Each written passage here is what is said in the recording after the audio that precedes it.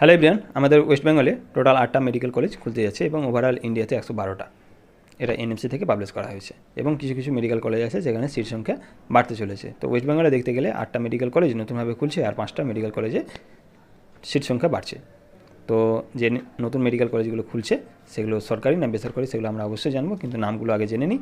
প্রথমটা হচ্ছে Bharat medical college and hospital Purulia, দ্বিতীয়টা হচ্ছে east West medical college and hospital Bardhaman, 3 নম্বর হচ্ছে PKG medical college and hospital new town, তারপরে হচ্ছে MR institute of medical science and hospital and diagnostic centre Ashoknagar, উত্তর চব্বিশ পরগনা।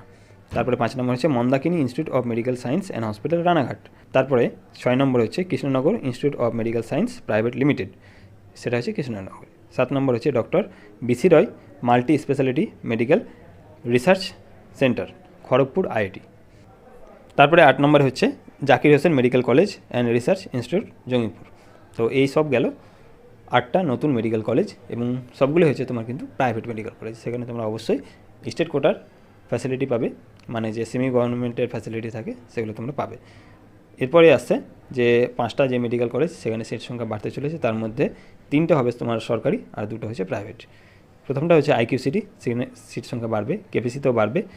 মালদা, মুর্শিদাবাদ আর সাগরদত্ত, এই 3টা গভর্নমেন্ট মেডিকেল কলেজ যেখানে তোমার সিট সংখ্যা কিন্তু বাড়তে চলেছে সামনে।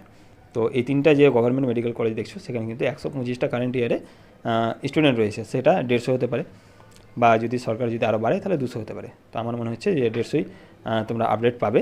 সেটা তোমার কিন্তু কখন পাবলিশ হবে, যখন সিট ম্যাট্রিক্স ছাড়বে ওয়েস্ট বেঙ্গলে কাউন্সিলিং সময়, তখন কিন্তু কনফার্মেশন জানা যাবে। তো এই গেল তোমার নিউ একটা আপডেট। ভিডিওটি ভালো লাগলে অবশ্যই তোমরা লাইক করো, শেয়ার করো এবং চ্যানেলটাকে সাবস্ক্রাইব করে নাও নতুন নতুন ধরনের আপডেট পাওয়ার জন্য। ধন্যবাদ।